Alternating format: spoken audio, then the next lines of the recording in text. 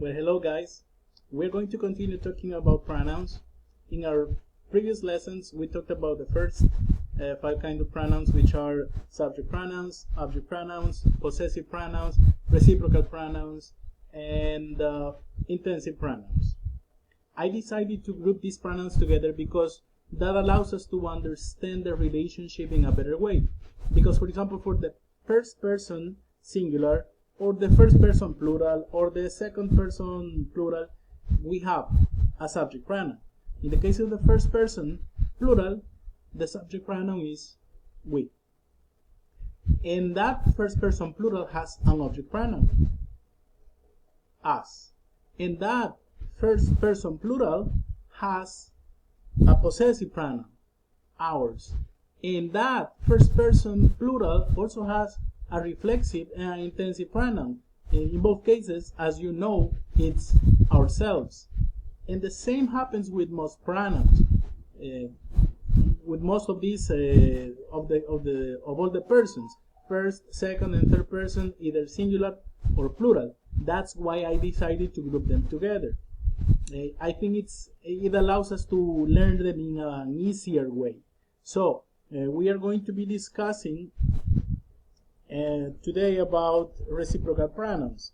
Now, reciprocal pronouns has to do with the principle of reciprocity. What is reciprocity? Reciprocity implies that I do something for you and you do the same thing for me. Or someone does something and the other person does something for the other person as well.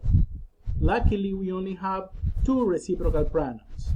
We have each other and one another, nothing else. Now, you can see in the picture there are some dogs. Yes, the dogs are walking one another or each other. You can say it in any way. Now, in the case of reciprocal pronouns, these pronouns act as objects. I want you to see the examples over here. The kitties licked each other. Then that means that one kitty licked the other kitty, and the other kitty, they did the same thing for the first one.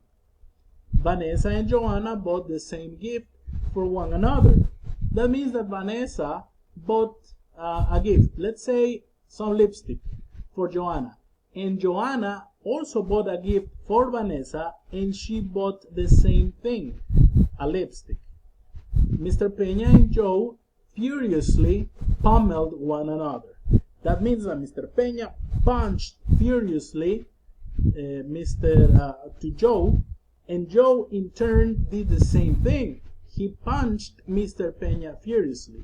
So that's the usage of reciprocal pronouns. Now here, in the example of the kitties licked each other. Each other is a reciprocal pronoun that is acting as the direct object. Vanessa and Joanna bought the same gift for one another.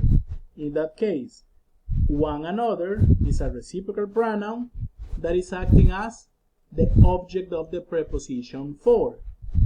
Mr. Peña and Joe furiously pummeled one another. One another is, in this case, a direct object.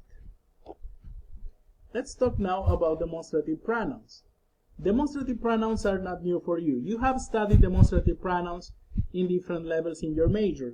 Since basic English, you have been studying demonstrative pronouns. Now, we only have four. This, these, that, and those. And demonstrative pronouns allow us to do two things. They allow us to understand how close something is something to us, and if it's singular or if it's plural. So, if it's singular and it's close to us, we say this. If it's plural and it's close to us, we say these. Remember, there's a difference. This, singular, these, plural. If something is far away from us and it's singular, we say that. If something is far away from us but it's plural, we say those. Right?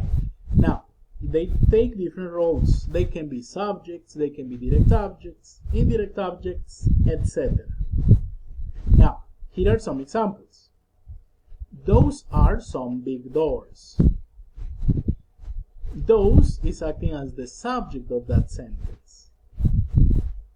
The opportunity to escape is this. The opportunity to escape is this. Look at the verb. We have a linking verb. The opportunity to escape is what? This. So, this is a predicate nominative. Demonstrative pronouns are very easy to identify because they are only 4, and you know them, you have learned them for a long time. This, that, those. They are very easy to identify. But it's also very easy to make mistakes with demonstrative pronouns because we have something similar to demonstrative pronouns, which are demonstrative adjectives. Now, demonstrative adjectives are the same words. These, that, these, and those. They are the same words. What is the difference between a demonstrative pronoun and a demonstrative adjective? You must have an idea by now. A demonstrative adjective modifies a noun, and a demonstrative pronoun takes the place of a noun. So we'll say that if you see a this, a that, a those, one of these words, and it is modifying the word next to it, that's an adjective. Check the examples. This time we need your ID. This time we need your ID. This word is acting as the adjective. It's a demonstrative adjective. It's modifying time. See? It's modifying time. This time. This word, this, in this case, is not a pronoun. And because it's not a pronoun, you are not going to classify it. Check the next example. This is your cousin Gary. See the difference? Is this modifying something? No. It's taking the place of the subject of the sentence. So, in the second case, this is a demonstrative pronoun acting as the subject. I want those rats captured immediately. Now, is the word those modifying anything? I want those rats captured immediately. I want what? Those rats. This word those is acting as an adjective because it's modifying rats. So, I do not classify it because it's not a pronoun. These are not the pliers I need. Would you pass me those? Now, let's start to get a little more complex now. Here we have more than one pronoun in this sentence. These are not the pliers I need. Would you pass me those? Now, see the word this? Is it modifying anything? No. What action is it performing? Let me rephrase that. What role is it performing? It's performing the role of the subject. So you say this demonstrative pronoun acting as the subject. And here we have this I. I is a subject pronoun. It's acting as the subject of the clause. These are not the pliers that I need. Yes? I need. It's the subject for that verb. Would you pass me those? Now, it's easy to automatically say you. It's a subject pronoun subject. But please remember that you is not always a subject pronoun. Sometimes you is an object pronoun. You can also be an indefinite pronoun. Okay? So, above all, you have to pay attention. You have to take a minute. You have to stop for a second and think, what is this word doing? this word you is acting as the subject, right? You would pass. Who would do the action of passing? You. Because that's the case, yes, because that's the case that is acting as the subject of the sentence, then I say that you is the subject pronoun acting as a subject. And then look, we have me. Me is obviously an object pronoun.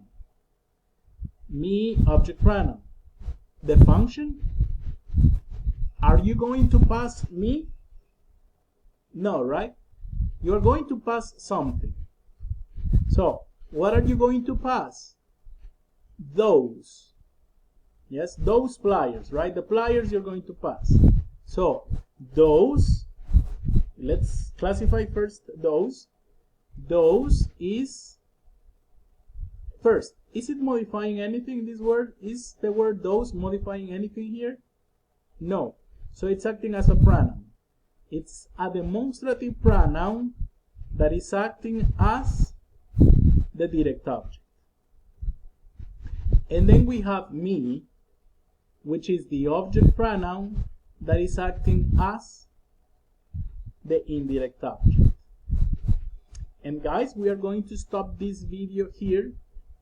Please remember that you can watch these videos as many times as you want. Do it if you need it. And that might help you to understand some things in a better way. You can be listening to the videos while you're doing things at home, okay? That's what I usually do. I get my audiobooks and I'm working home and doing my housework, and I'm listening to the videos, to my ebooks, to whatever it is. I try to, take advantage of time. So I recommend you do that. And of course, we will have another video conference on this topic so we can clarify any doubts you may have. But I do recommend you check these videos more than once, okay? Anyway, guys, that's going to be all for this video. I'll see you in the next one. Bye.